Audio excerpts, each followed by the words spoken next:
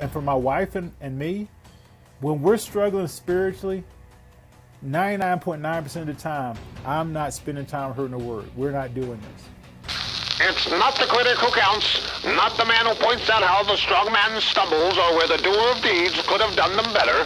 The credit belongs to the man who was actually in the arena, whose face is marked by dust and sweat and blood. Welcome to the Men in the Arena podcast, where we interview specialists in the realm of manhood. Each of our guests is an expert in their chosen field or cause as it relates to men. Our conviction is to call you into the arena of manhood, call you out of the faceless, nameless bleachers, and call you up to be the best version of you. Because when a man gets it, everyone wins. Men in the Arena Army. Enjoy today's episode. We salute you. Hey, guys, thanks for listening to another episode of the Men in the Arena podcast. I'm Jim Ramos. I'm here with our producer, co-host, and good friend, Dale Culver. What's going on, man? Just hanging out with you, buddy. You're blessed. You are blessed. So I don't know, man. Hashtag blessed. Yes, Hey, I I'm am. really excited about this guy. I got to tell you, he calls himself the Love Doctor. And then just right there, I want to listen to this podcast. Because I'll tell you what, I mean, the Love Doctor. I mean, I think you have to carry that out, the Love Doctor. You can't just, say Love Doctor. So You got to get lower. you could do it. I can't do it. I'm more of a, Yeah. No, so I'm really excited. This is going to be a great interview today, and I'm excited to get this guy on. Guys, keep sending us in your reviews. Keep sharing your hero stories. Let us know how God has used our ministry to transform your life. We celebrate you guys. You are the hero that God has put over your families, and so keep the stories coming. Really do appreciate it. Dale, do you have a man word for us today? I do, and I might have used this before, but I don't care. I'm going to use it again, and my man word is faithful. Yeah. I think in all things, men need to, that is a huge attribute that we need to have, and I think it speaks to our integrity as well, but being faithful, being there on time, being there consistently, doing what you say you're going to do, people can count on you, and, lately, I think there's been a couple times that I've said that I'm going to be somewhere to meet with you, and I'm running around trying to take care of a little 7-year-old, and as I'm getting there, a couple minutes late, I'm like, man, I'm not being faithful. I'm running behind, and this is not like me. Yeah. No, that's So, good, man. Well, I mean, yeah, and I've said that this eats before. me up. Well, and I've said this before. We've been together working for about 18 years now, and I would say my wife and you are the most faithful people I've ever met. So you guys really model that well. And I think in the context of the marriage covenant, guys, man, stay faithful to your wife. I mean, you need to be a guy she can trust. When a woman does not trust you, all hell's fury is unleashed. And so you need to be a man who she can trust. And so faithfulness goes much deeper than being at an appointment on time. It means, being the husband that you said you would be when you first got married. And are you the man that your wife married? My wife and I are counseling a lady today who 30 years ago married a man, and she's not married that same guy anymore. Well, he's got the same DNA, and he sleeps in the same bed, but he's a different guy. He's not faithful. And so she's a broken woman today. So, hey, I want to give a shout-out today. Normally we do a hero story that you guys send in, but today we want to do something different. On Monday morning, I was told that a good friend of mine, Glenn Hostetler, so that's Glenn with 2 N's, Hostetler with 2 T's, passed away of a massive heart attack. Glenn was kind of a 2 o'clock in the morning friend of mine. He was a guy that helped me run the men's ministry at our church as a volunteer. We're both volunteers in that ministry, actually. He's a guy who folded every newsletter we mail every month, folded, stuffed, prayed over every newsletter.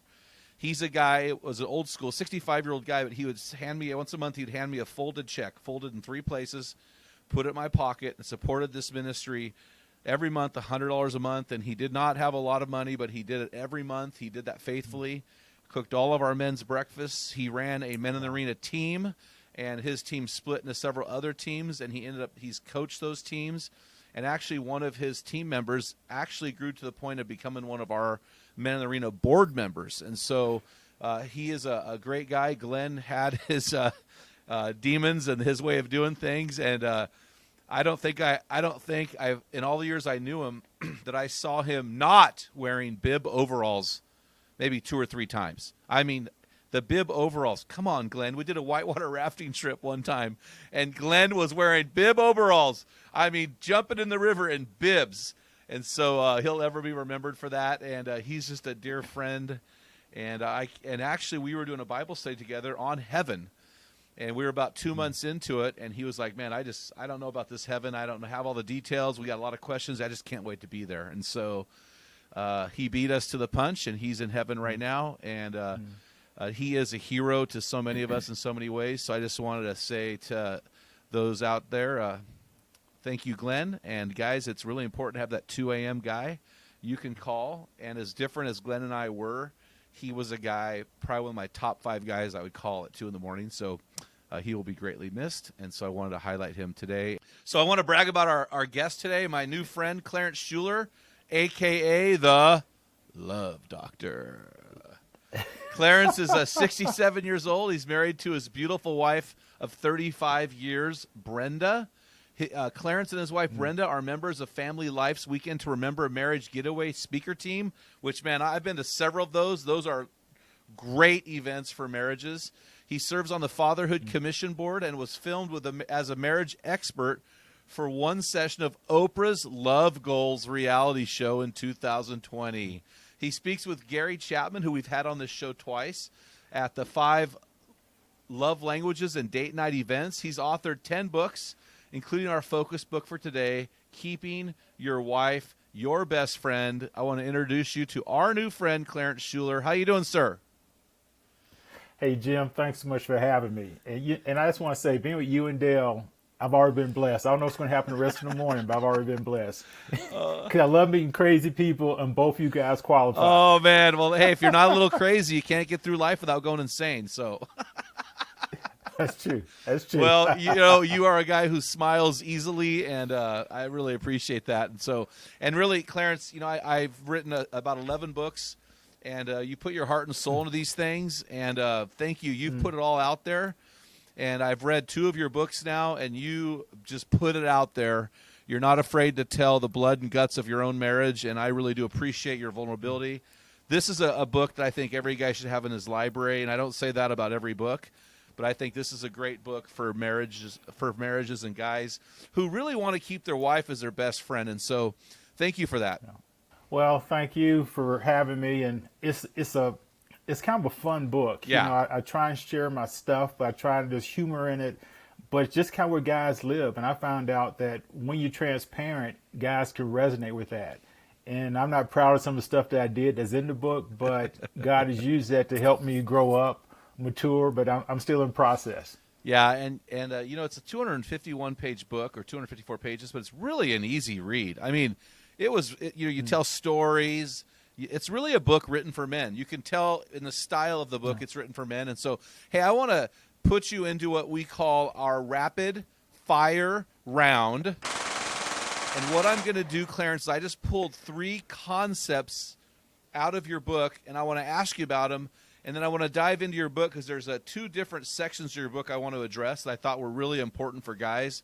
So here, are you ready for this rapid fire round? I hope so. I'm on Medicare, so I hope so. Anyway, go ahead. Do you have your AARP card? I do. I do. Yeah, I'm proud of it. Oh, man. When I turned 50, I'm not kidding you. The next week I got an AARP thing in the mail.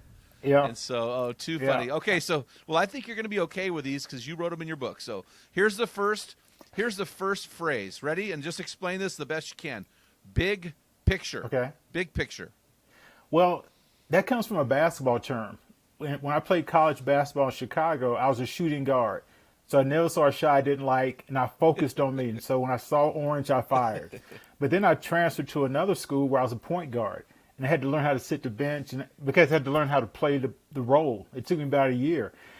Seeing the big picture as a point guard, you see the whole floor. You see things before they happen. And so it kind of resonates when I'm trying to love to serve my wife or we're having to work through conflict. The big picture is I may hate conflict, but if we work through it correctly, on the other end, we're going to be closer. So that's really important. Or the big picture, because I had a pornography issue and I've been clean for about 30 years now. But here's the deal. The thing that keeps me going from back to pornography was the big picture is that I see the long-term consequence. There's always a short-term temptation. I still have those temptations, but I say no. I have a non-emotional commitment to a very emotional temptation. So that's sort of the big picture. Just looking long-term at my actions and the consequences of it. That's what it means. It seems to me, and tell me if this is true or not, it seems to me that men are naturally gifted by God to see the big picture, where the women tend to see the details a lot easier. Do you see that as true, Well, and do you see that as an aspect of leading your family that God has given to guys? you're dead on. Stu Weber wrote a book, Tender Warrior, Yep. and it's all about that. He coined the term provisionary. And so we tend to see out down the road. That's how we lead our wives with the vision God gives us. You're exactly right. They tend to focus on detail right here. We're looking big picture. Yeah, I was looking over here to the right because I have that book just sitting here about 3 feet from me. And and Stu's actually in Oregon, and he lives up here in Boring, Oregon. So, no, I really appreciate that. And that's something that guys need to understand, that we need to see the big picture. And when our wives are freaking out, a lot of times we need to just calm them down and help them to see the big picture. But if we don't see it, we're in trouble. So I appreciate that. Well, and if we don't see it, it's hard for them to follow if we're not leading. Yeah. And it's not a dictator leadership, it's a servant leadership. So that's important too. I appreciate that. Now, so this next phrase out of your book I resonated with because my wife is a flight attendant. And so as a flight attendant, I really appreciate this. And I get to fly for free, and so I never know where I'm going to sit. And sometimes, if I'm lucky, I get to sit in 1A, baby, first class. And so the phrase I have out of your book, I want you to explain for the guys. And this is really good, man. This is a word picture. I think a lot of these guys are going to love it. And here's the phrase: first class service. Go. Well, I fly a lot, and I love to fly first class. But I got this from a guy named Bishop Greenup, who was speaking at T.D. Jakes' event. And he simply shared that when he was thinking, God convicted him how to serve his wife first class. She happened to be in the shower when he was thinking about that. So he ran, took a towel, ran, put it in a dryer, and had it hot. So as soon as she came out of the shower, he gave it to her, and she put it around herself, and she went, And he went, praise the Lord, and went and jumped in bed, and he said later that night she thanked him as only she could thank him. But he said, that's not his primary motivation. He said, but it's really looking, how can you serve her? And how can you make her feel like she's really first class? Because for most of our wives, they want that security. So I look at things and how Brenda's wired, and I serve her. So treating my wife first class is cleaning up the kitchen, or is making a bed, which I hate making a bed, but I do it for her. So those things make her feel, hey, he cares about me, and that's the whole first-class mentality. Oh, that's really good, man. Yeah, I think it was in this section of your book. I stole an idea, I put it in my calendar, and I implemented it 2 days ago, and I'm going to tell you what I did. My wife's birthday is on October 23rd, and so in my calendar, every day, every 23rd of every month, I put Shanna's birthday day. So 2 nights ago, I said, hey, honey, happy birthday day. She goes, huh? I go, it's your birthday day. She goes, my birthday's in October, honey. I said, but your birthday's the 23rd, and today's your birthday day. Happy birthday day. And she looked at me, and she got this twinkle in her eye, and I knew I hit a home run. And so I really appreciate that idea. It's in my calendar right now. And that's the goal of this podcast, is that when guys hear these nuggets of truth, guys, act on them now, because you're going to forget in 5 minutes. Well, that's so great because it's simple and it's doable and it's easy. Yep. But it makes our wives feel like $1 million. And it's the little things that make the big difference. No, I agree 100%. So I stole that out of your book, and so thank you for that. And well, I stole it from Bishop Greenup, so we're good. I know. Hey, the art of originality is not revealing your sources.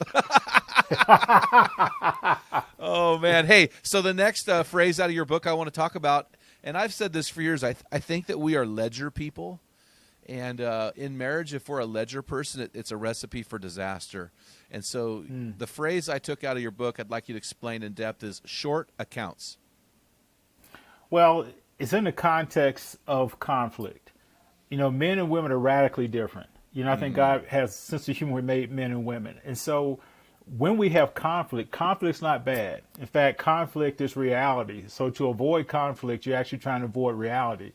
But if you handle conflict correctly, you really want to have short accounts. If you don't resolve something one day, you really make sure you want to resolve it the next, because if not, it tends to get worse. And Satan will even help you with that. He will say things to your wife or things to you to make it worse. So you really want, as much as possible, keep a short account with your wife in regards to conflict. And that just makes things easier. It lowers your stress level. You're happier, she's happier. If you have kids, they're happier, because they feed off how mom and dad are getting along. So that's what I mean by short accounts. Yeah, I appreciate that statement about conflict. In 2000, you'll appreciate this, Clarence. In 2004, my wife and I went to our first Weekend to Remember conference. Okay. And we had been married at the time 12 years. And honestly, we were thinking, do we have a good marriage? Or do we have a bad marriage? I mean, we have nothing really to compare it to. We loved each other, but we had a lot of we are bickers. We are the Bickersons, right? And so we went to this Weekend to Remember conference and walked away going, oh, wow, we are a great couple. We just aren't great at conflict. And in your book on page 47, you wrote this: resolving conflict may require that one individual make a personal sacrifice for the good of the couple. The couple has to ask what is best for us. So can you explain this a little bit more? At what point where does compromise play into conflict resolution?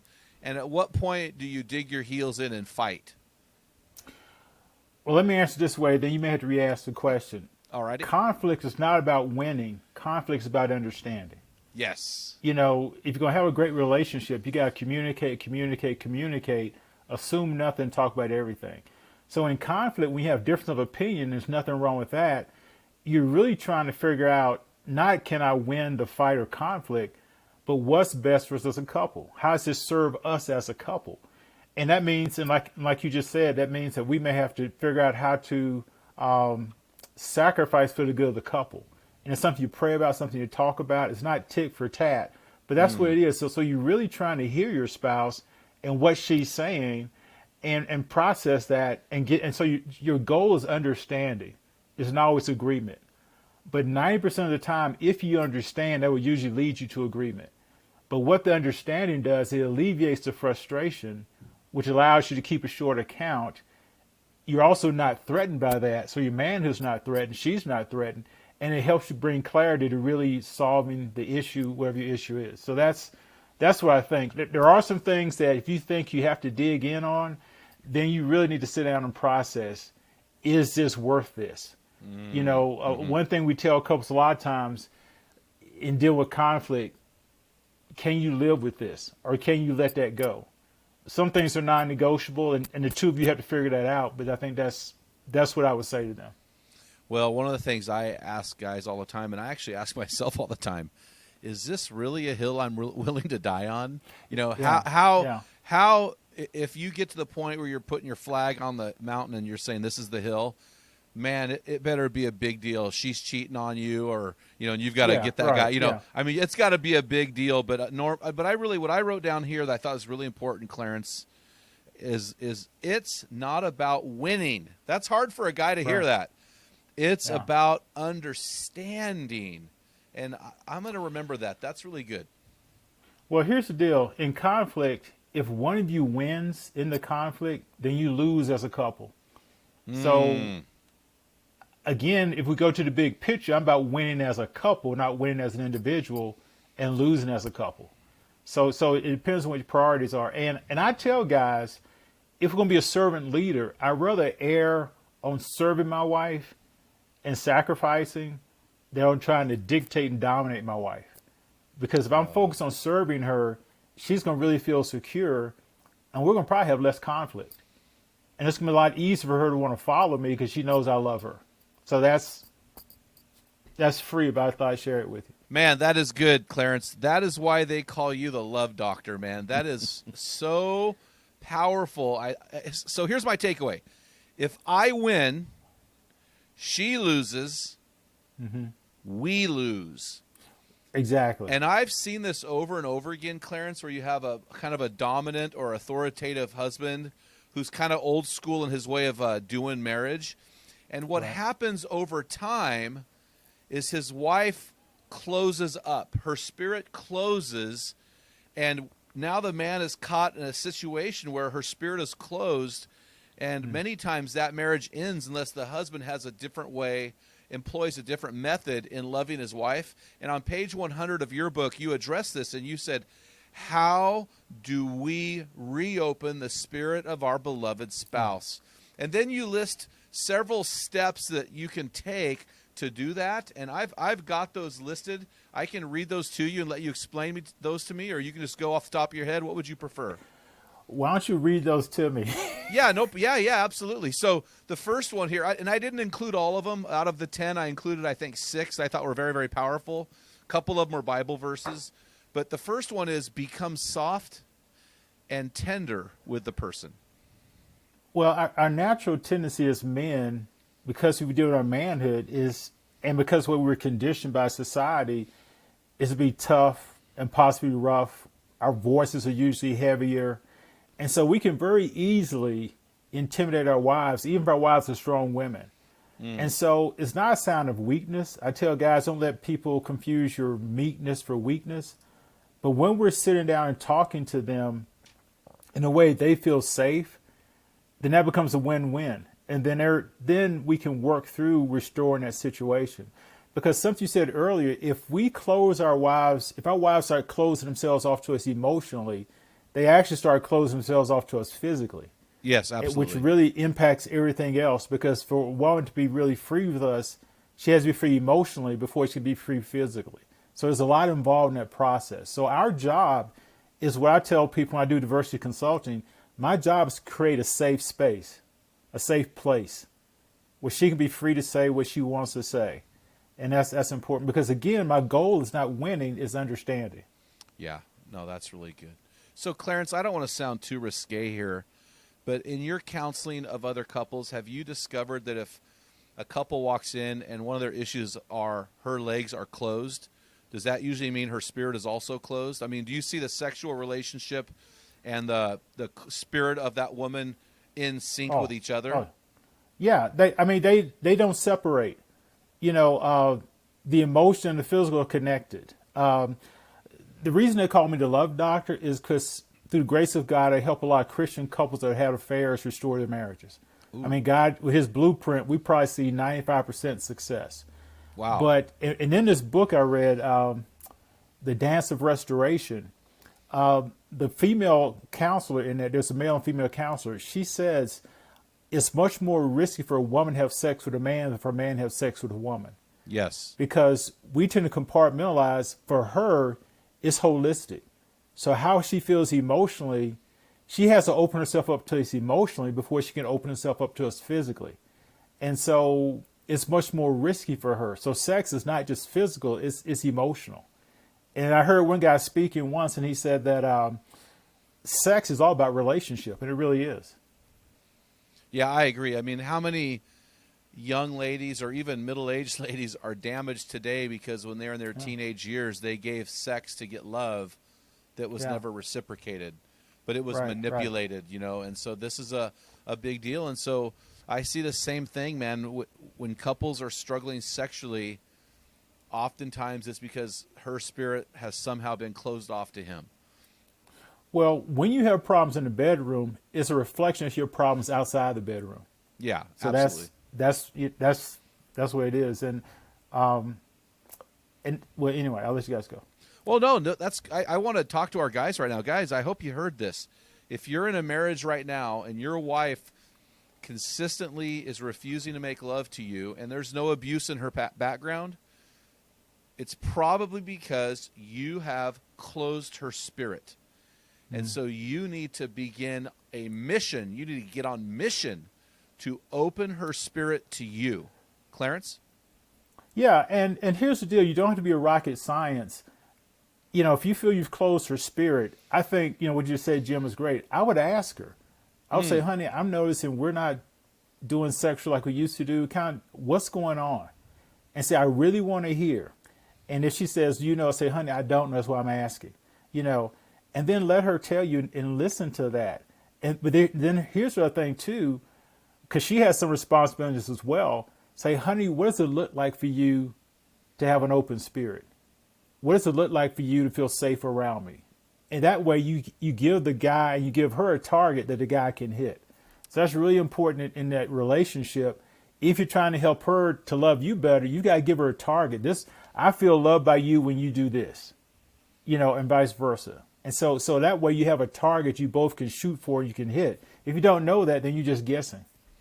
Yeah, that's really powerful, man. Well, you've already mentioned this a little bit, but your second point in opening up the spirit of your wife is understand as much as possible what she is going through.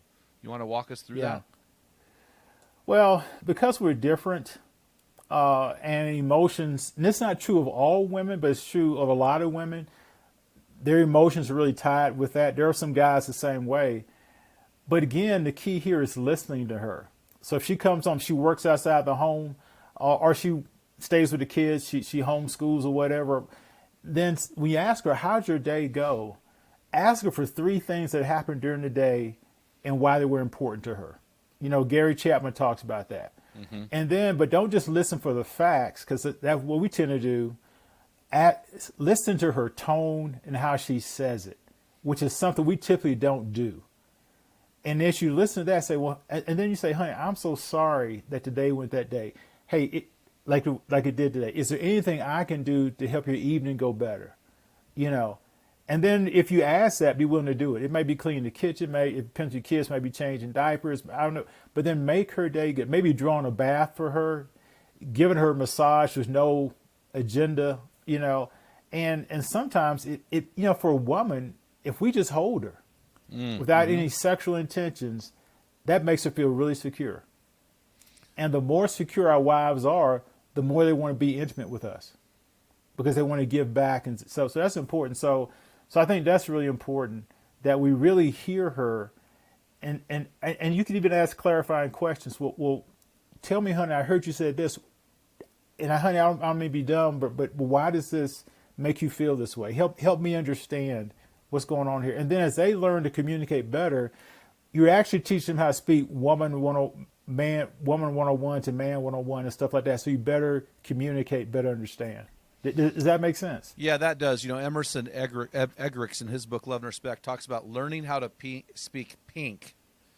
Okay. And then she needs to learn how to speak blue. So trying to learn what she's really saying. Well, you said something I thought was powerful, Clarence, and it's not among these points, but I want to make sure that I throw it in there so the guys can take note. You said make her feel secure. A lot of times a closed-spirited woman is because she's feeling insecure. It could be financially. It could be because of the house. My wife was a disaster yesterday. I'm like, what is going on? Well, she came home and we're pulling the carpet, all the carpets pulled up. We're getting ready to do our floors, and we're painting the inside of the house, and it got overwhelming for her. For me, I don't care about that stuff. So that security is so important. And so I want to move. Do you have anything to add there? Well, just one little point. The house is a reflection of who she is. Yes. So when men come to the house, but especially when other women come to the house, a reflection of the house and how well it's kept is a reflection of what kind of woman she is. So so you're dealing with not just the house and the issues, you're dealing with part of who she is. So, and her thought is, I don't want any other woman to come into this house and see the house like this. I mean, that's why when you having company over for dinner, which I hate to do now because you have to clean the whole house, have people come over for dinner and say, preach it. So anyway, this is my 3 cents on that. Well, you know what? What's funny, Clarence? What I tell guys when I speak is, you are the leader of your household, but you are not the leader of your home. She is. Exactly. That's her home, buddy. You're just living there. Yeah. And she sets the temperature. Well, I mean, it's, her decor. I mean, most guys don't care about that stuff. And so I just, guys, you're the leader of your household, but man, that's her home. That's her security. That's her nest. Yeah. And so, you got to give her some space. So the third thing you mentioned here in opening the spirit of your wife, and I think this word is so powerful. I could just camp on this word, but I'm going to read the sentence. But the word to me is, guys, remember. You said, remember, listen to what is being said, but not react to the words used. Try to hear the essence of what is said. And we all know this, guys. But we have to remember it's not about winning, it's about understanding. So do you want to unpack this more, Clarence? Well, this is huge for me and Brenda, my marriage, because Brenda, my love language is words of affirmation and encouragement. And so if that's your love language, a lot of times tone is also a part of that. Yeah. So sometimes we unfairly interpret tone as equal to words. Well, my wife, that's the last thing on her list. So sometimes the way she talks to me, I hear the words, but I also hear the tone. And so she can say one thing, but her tone sounds to be contradictory. So we have to really work at that. So she's working at that. I'm working at not being so defensive, but it's a process in our communication. So that's why I'm saying, remember, tone is really important. Yeah. And so I had to be fair in listening to her and not equate the words to her tone. And at the same time, she's really working hard to make sure the words are consistent. But she's not walking on eggshells. So we both have to work at that in that process. So it's work for both of us to do that. So, but the tone is huge because, and especially females, with us being bigger and stronger, and our tone really says a lot to them in regards to setting a safe place for them to hear and respond to what's going on. So along the same lines as tone, your fourth point is to eliminate hot buttons from our vocabulary. Can you explain that? Well, hot buttons can be like you always or you never, you know, or it could be mother-in-law, father-in-law, it could be, whatever it is in the context. If someone says you always, that's a gross exaggeration. But what it means, if Brenda says you always, it means she's really been wounded in this area and has not been healed. And so that means if she's saying you always, then I have some work I need to do.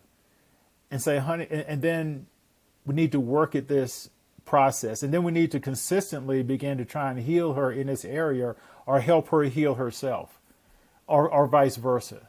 So hot buttons can be really, it could be you don't have a job. It could be our finances. It could be anything that where you guys have not resolved the issue, or if you haven't resolved the issue, you don't have a plan for resolving the issue.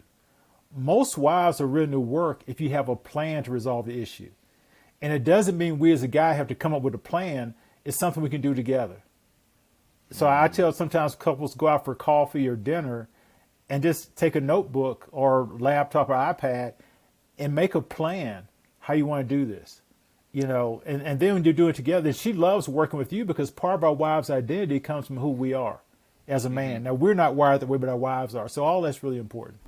Yeah, people don't tell you that in the popular media, but that's true. They are wired that way. Absolutely. I thank you for that truth. You said something I want to jump on, because if I don't jump on it, our guys may forget this. This is really important. And when you said this, it's my wife is that gal who will say you always or you never. And I always would respond, always, never, a little immature. But you just said something that really impacted me, because if she uses the words always and never, you said, it means that she's got an area where she's wounded and has never been healed. So I'm listening to that, and I'm hearing that, and I want our guys to hear what is being said here. If she's using words like always and never to you, it's speaking of her brokenness and possibly our failure as a husband. Can you explain? Well, one, we could have wounded her, or her dad or some man in her life could have wounded her. Oh, yeah. And so when we start repeating the same act on the surface, like she's experienced someplace else, or maybe it's just us, then she's retreating. You mentioned earlier in the podcast about her emotionally retreating, which impacts her physical retreating. And so what we need to do, if my wife would ever come and say to me, Clarence, you always do this and that, I would say, honey, because my natural tendency is to make sure I can prove one time I didn't do it, so that way it's not always. But then I'm missing the boat. But then I have to go and say, okay, honey, why are you saying always? I'm not sure that I always, but why? What's behind that? What's going on here? Have I hurt you in this area? And just tell me. I can take it. Just tell me what happened, and then let her do that. And then when she finishes, then I'll begin to say, okay, honey, I'm so sorry that I did that. And then I said, if I'm guilty, then I say, hey, I don't ever want to do that again. But let's but let's process. Hey, I'm giving you permission that when you see me begin to do that, you can just do that and remind me, or say, hey, honey, remember you said to remind you, this is an example of this and that. And so you begin to work at it. But she has a responsibility too to identify it, and then you have a responsibility to own it, and you're working together to heal her. That gives her hope. You're learning your wife better, and you're developing intimacy with each other, which is not so much sexual, but it's a closeness that helps her feel more secure with you. And then eventually she'll stop saying you always or never. And eventually she might say, hey, I used to say you did this all the time, but now I'm so proud of you. Thanks for blah, blah, blah. Because if we don't do that, that's going to lead her toward an affair, or you toward an affair down the road if it doesn't get corrected. Possibly. Wow, that's so good. That is so. I got to tell you, Clarence, we've had a lot of guys on this show talking about marriage. This is one of my most enjoyable interviews. You're saying some things that are grassroots, that are real, and I really appreciate this. This is so powerful. So let's talk about this last point here, and I want you to unpack it. I think it's very powerful, and you just alluded to it as we were talking about a woundedness of our spouse. Let's unpack number 10, which is seek forgiveness and wait for response. Okay, this takes a real man to do this, because we want to be right. I hate saying I hate saying I was wrong. So when I have to ask my wife for forgiveness, one, I can't make excuses.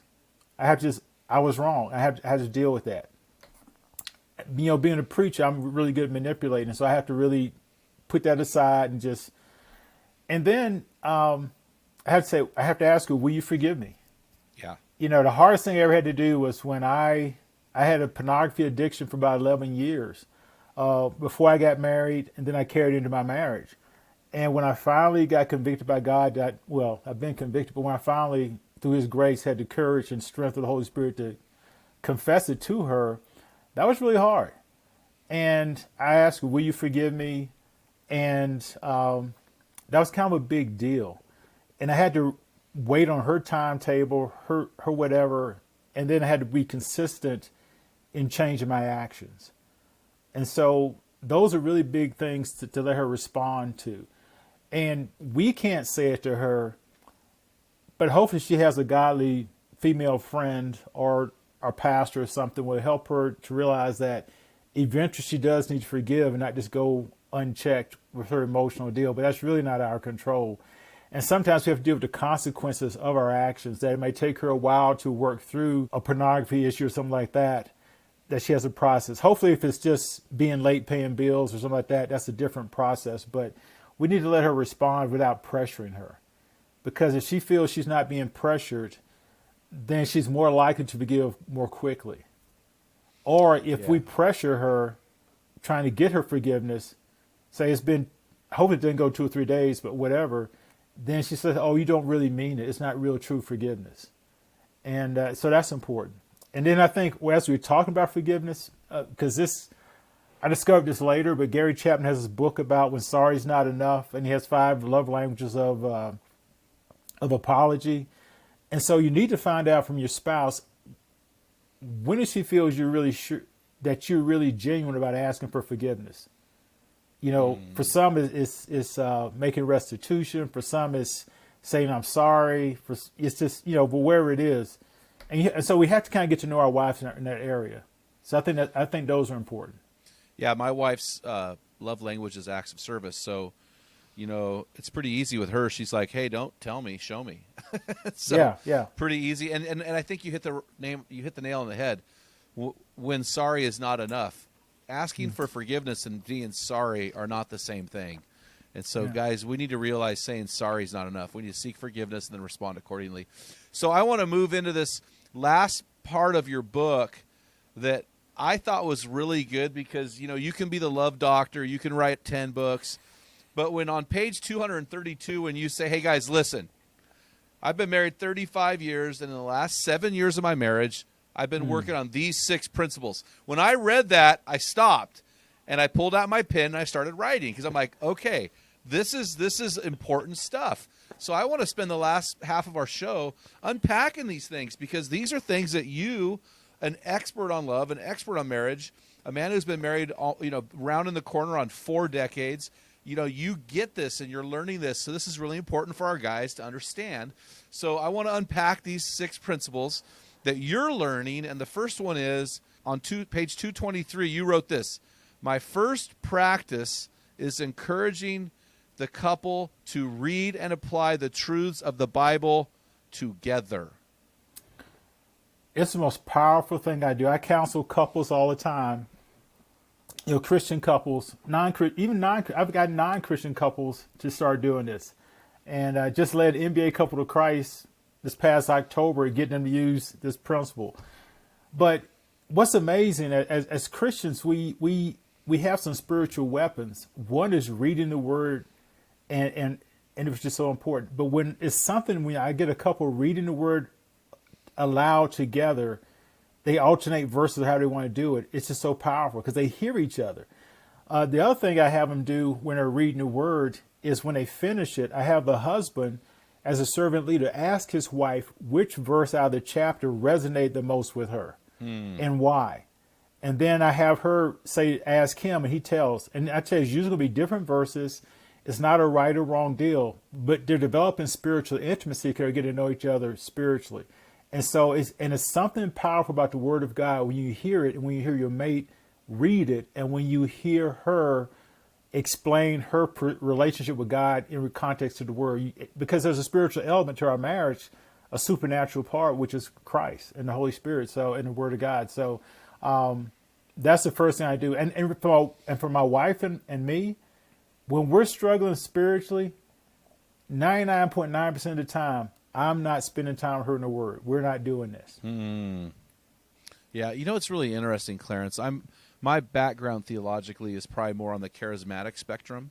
I'm not in what I would call a charismatic church now, but I was discipled in a charismatic church, and so I've seen I was born and raised Catholic as well, so I've seen this huge range of Christianity. And what I have found is the Bible. There's something about the Bible that when we implement and dive into the Bible, it is a game changer. It is a game changer. And so the second thing the second thing may be even more of a game changer than the first thing. And before I say what the second thing is, I'm going to go to a quote in Dr. Phil's book, Relationship Rescue, where he says that praying lowers a couple's divorce chances to 1 in 10,000. Yeah. So listen, if you want to save your marriage, if you want to change your marriage, if you do this one thing, this may be the only thing that you need to do. And so practice number 2, I'm going to quote your book here. You said practice number 2 trait revolutionizes a relationship, and it is praying with your spouse. Well, when I tell couples, I have them do 2 things. I have them read the word together out loud. I give them, this is my homework assignment. I actually send them through the book of Philippians. I say read it for a week, a chapter a day for a week. And there are only 4 chapters. And so when they'll read some chapters twice. But I say after every time you read, I want you to pray and hold hands while you're praying. I'm only asking you to pray 3 to 5 minutes. I'm not asking you to pray 4 or 5 hours, just 3 to 5 minutes about your relationship, your finance, whatever it is, your kids, whatever, and about your marriage. But I want you also to hold hands. And when couples come back, and I check with couples in a week, and when they call me back in a week, I say, how did it go? And probably 85 to 90% said it changed our marriage. Some say, I don't have to come back and see you anymore, you know. But they said, the wife said, I feel so much security because when we're touching, holding hands, there's something special about the touch of a husband and wife when they're praying. And then when you hear each other pray, a byproduct, you begin to have patience with each other. When you begin to pray together, you begin to bond your spirits together. And it's just, you communicate better. And research shows, actually Catholic research shows that the key thing to having a happy marriage, the most important aspect of having a happy marriage is praying together.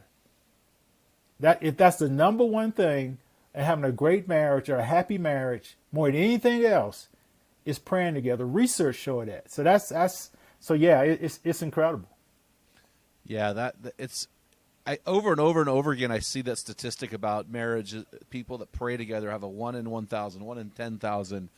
I mean, if marriage is a 50-50 chance in this day and age of being married forever, and if you're really committed, and praying together is the ingredient, I think you would do it. So, well, I quote Dr. Phil on that all the time. I was shocked because up till I saw that research, FamilyLife's research said it was 1 out of 1,200 couples, which was still pretty good. That's what I heard. 1 out of 10,000, that's not divorce insurance, but it's pretty close. Well, about 15, 20 years ago, I was reading, and it was either Newsweek or some magazine like that, and the same stat came up in a secular magazine, and I thought that's really, really interesting. So I got to tell you, Clarence, practice number 3 made me laugh out loud. It was the one point in your book I laughed. I just thought it was so funny, and I could just imagine myself saying this to my wife. But it really impacted me on a deep level because I think this should be our goal. And do you remember what practice 3 is off the top of your head? That funny saying. It's a funny saying.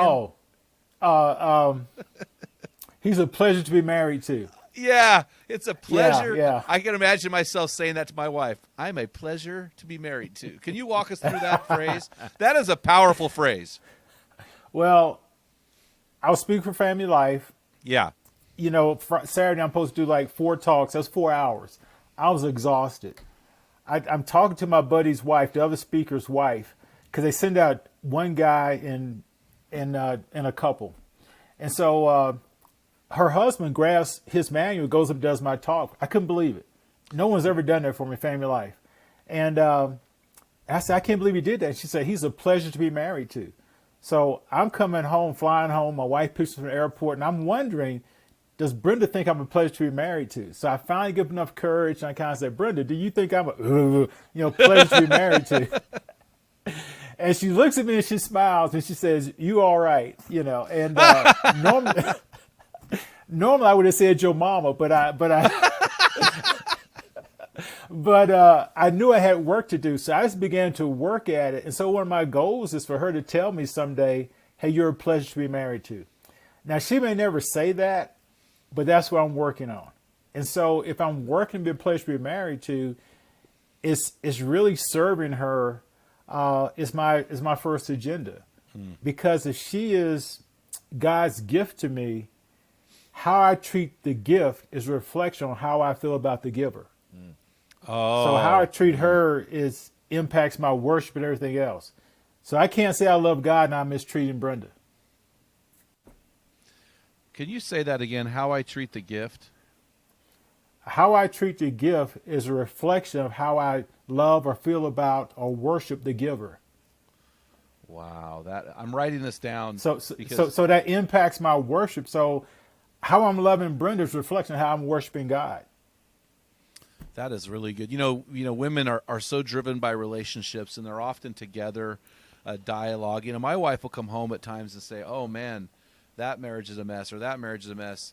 And I just thought, you know what? I want to be the guy that when my wife's talking to her circle of friends, I'm the guy who she's saying, "Man, I guess I must have a good one because we don't have those issues."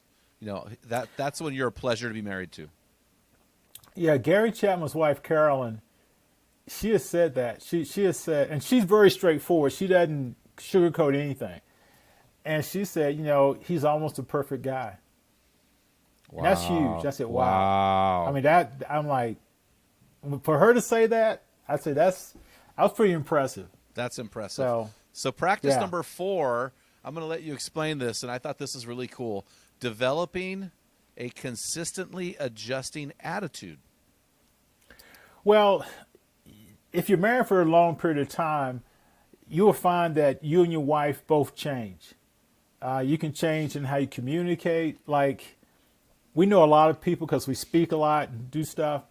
And she would say, Susie said such and such. And I'm like, okay, 4 or 5 Susies. Which one are we talking about? Or she'll get frustrated with me because I would start speaking out loud about something. And then all of a sudden I will solve it in my head and I'll stop mid-sentence. Drives her insane. Well, what were you saying? And so we have to kind of make adjustments. Or I used to work at a Christian organization. She stayed at home with the kids. I started a nonprofit, and eventually she started working for a crisis pregnancy center, became an executive, very successful. So I wash the clothes because I'm home. So during writing breaks, I'll wash the clothes. I'll even dry them, fold them, stuff like that. And we have to make these adjustments. And so, for example, one night I'm hanging up her clothes that don't go in the dryer. I'm thinking I'm doing pretty good. And she's got all this stuff in front of the bathtub. So I say, honey, you got all this stuff in front of the tub. I can't get to hang this stuff up in here. And she looks over my side of the room. She says, yeah, both stuff in your dresser. In front of your dresser, you got a mess there too. And I'm going like, no, she didn't. And so here we have an opportunity to go to war, or is this something I need to fight about? And it's one of those rare occasions that I heard the Holy Spirit speaking and say, she's tired, you're tired. Do you think it's worth it? And you just kind of let it go. But that was a change and adjustment for me in that process. So it's just something you have to work at. So you find yourself changing in little ways, and you just make adjustments to those changes. Well, and speaking of adjustments, practice number 5 goes with adjustments. And you wrote, practice 5 was birthed from developing an attitude adjustment that has been to simply say to myself, when she asks me to do something, especially something I do not want to do, I love my wife. Yeah. Well, I don't know about you guys, but when I finally met my wife, I was in grad school. I was 29. And if I just saw her crossing the campus, I would start singing, Yes, Jesus Loves Me. I was just, so, she'd be late, getting ready to leave to go. It didn't bother me. I would miss ball games, just to be with her, whatever. And, you're crazy about her, right? And then you're married for a while, and you get used to her beauty. You get used to having sex with her. You begin to take it for granted. And I wasn't using profanity, but I found myself talking to her in ways I never would have talked to her when we were dating, engaged, or early years of marriage. And God has convicted me about, this is the way you're going to treat the gift I've given you. And I just really, the Holy Spirit just nailed me. And I felt so bad, and it just changed the way I treat her. So when she asked me to do stuff, I'm doing it because I asked God to get married. I asked for this woman.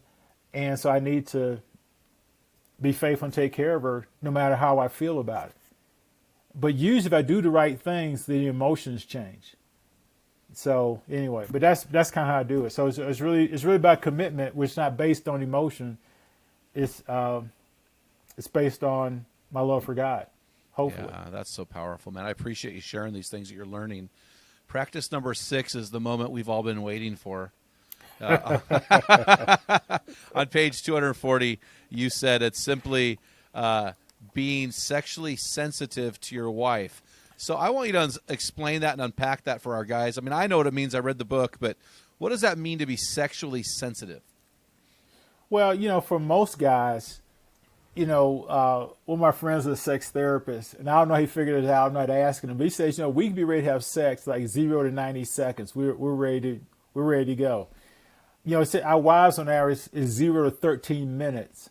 And so it's totally different. But the way God has wired, those 13 minutes, she really needs us kind words. She needs foreplay. She needs a lot of things to help her get emotionally ready. But how we've been treating her all day is going to impact her. But a lot of times we just want to touch her, kiss her, and have sex and have our orgasm, and we're done. Whereas that's not really fair to her. Yeah. It takes her a long time to get the engine running, but once it's up and running, it's ready to go for a while. I mean, she can have multiple orgasms at one encounter. So that's where communication in our sexual relationship is not like James Bond or Shaft or all this stuff like that. It's not like that. It's a process of learning, and how she's been treated all day impacts her.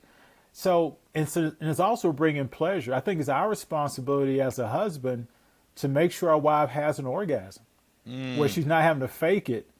Remember that orgasm is physical, but it's also relationship oriented. Yes. And so she does not feel like the only time we touch her, she's like a piece of meat.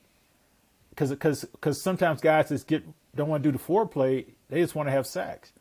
And so I think it's important, all of the words and caressing and hugging her. You know, for example, the average woman wants to be hugged somewhere between 10 and 12 times a day, you know, in a non-sexual way. And so I tell guys, you need to do that. Now, you need to ask your wife what would she like, and don't mark it, don't count out loud, don't mark it on the refrigerator, but just, you know, that's really important. Yeah. And so that makes her feel loved and appreciated and wanting to give herself. But remember, in this book, The Dance of Restoration, a woman has to open herself up emotionally to us before she can open herself up physically to us. And I think it's really important because we penetrate them. We don't know what it's like to be penetrated. So that's a whole different ball game, you know, when we're doing it. So I think we need to have some sensitivity in that and loving her in that process. I don't know, but those are just, it's revolutionized the way we have sex and my whole attitude towards sex to my wife. And you know, I think try to just do a better job at that. Well, you know what's interesting, Clarence? If there's one thing that I would like to say to the younger guys listening, and if there's one thing I learned over the course of my marriage, and I think this is what I hear you saying as well, when I was a young guy, I could not get enough sex. And my wife, on some levels, was an object, right? I just needed to have this release, and she was good enough to give that to me. But as I matured in our relationship, I realized, man, I need to serve her sexually. It's about her sexual needs. And if I were to track our lovemaking over the last 30 years, I would say that has been a complete shift for us to where it's now about her. And I think that's what you're saying. If we could go tell these young guys anything, go, hey, your job is to serve her, even sexually. And so sexually serve her. Well, you know, when we sexually serve her, the very thing she wants to do is please us sexually. Yep. Because when a woman gives herself to you, she's giving all she's got. Yep. That's why when we're in pornography or someone has an affair, she feels less than a woman. That almost destroys her. And so she, you know, when she marries us, she wants to be intimate. She wants to have kids. She wants all that stuff. But she wants to feel the same way with us when we were dating and in our early marriage and stuff like that, as opposed to feel like we're taking her for granted. So that's really, really important. Yeah, and they actually, we were married 35 years. She actually wants to have sex more now than when we first got married. And maybe it's kind of what you just said, but she wants to initiate. Which is great. And sometimes I have to have the headache say, no, stop, leave me alone. You know. I know. I'm embarrassed. I'm embarrassed to say the same thing.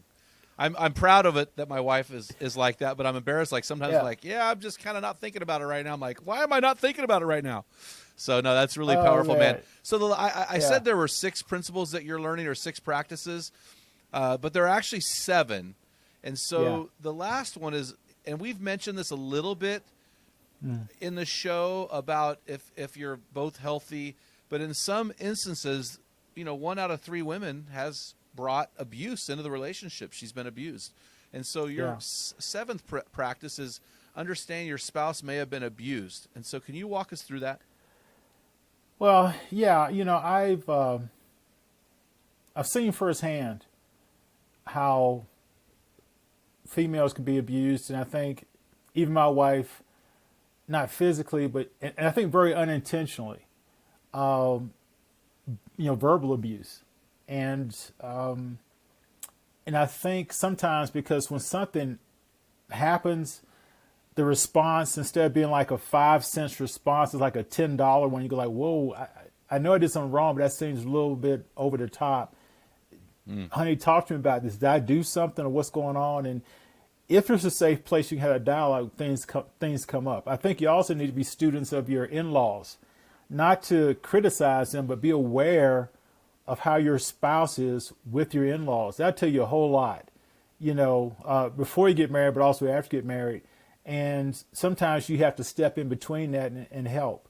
The other thing, too, that I found, we did this book, Choose Greatness, 11 Wise Decisions Brave Young Men Make. We didn't put it in the book, but when I was doing research, especially sexually, the research shows that 1 out of 6 guys have been sexually assaulted by a male that he trusted, father, cousin, brother, whatever. the research, probably, in actuality, my counseling, I probably say it's 1 out of 3 as opposed to 1 out of 6. So sometimes if the man's been abused, he may carry that abuse out with his wife, and he can have sex but not intimacy. And so there's sometimes where he may need to, and it's not a sign of weakness, talk to her and say, hey, you know, I grew up seeing a lot of pornography, or I was abused, and I know how I'm acting now is not the way I want to do it, and honey, can you help me with this? Not to make her the doctor, but at least having that conversation to talk can really be a freeing, intimate time to do that. So I think it's important. Well, this is great, man. I really appreciate this interview, Clarence, and taking the time. Super powerful. Where can guys get your resources?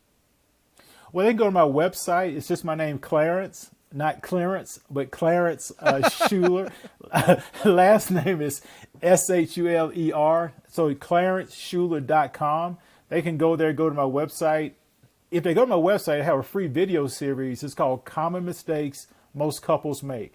And they get 13 free videos to help them in their marriage relationship, or if they're dating, it would help them as well. And I've even had singles go there. So I think it's a really neat free video series they can get. So I would just send them to my website. There's a lot of free videos on conflict, how to work with biblical forgiveness.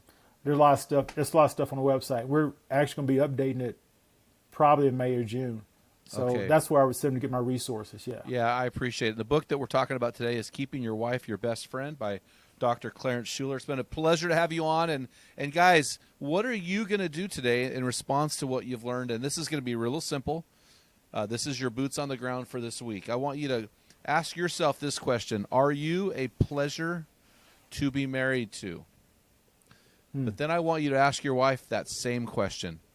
Are you a pleasure to be married to? And listen to her tell you her thoughts, and then how can you be more of a pleasure to be married to? I think that'll be a life-changing event for you guys, and I've given you another great idea for a date night. So make sure you do that, guys. That'll be your action item for this week. So Dale Culver, take us home, brother. Yeah, guys, we want you to head on over to meninthearena.org and pick up your free book from Jim. And when you're there, leave us a positive review for the podcast. You can just click on the Contact Us link. And if you do that, we'll send you some swag. Until next time, feel the wet sand on the arena floor. Hear the deafening roar of the crowd. Taste the sweetness of victory. Smell the stench of battle. Get in the game. Get dirty. Grind it out. And be a man. You've been listening to the Men in the Arena podcast. If you hunger to be your best version, then join thousands of men from around the world in our Men in the Arena forum on Facebook. This is the best place to have open discussions around the topic of biblical manhood. Make sure to explore our website at meninthearena.org, sign up for the weekly equipping blast, and take advantage of our many free resources designed to help you become your best version of a man. Thank you for listening to this episode of the Men in the Arena podcast. Remember, when a man gets it, everyone wins.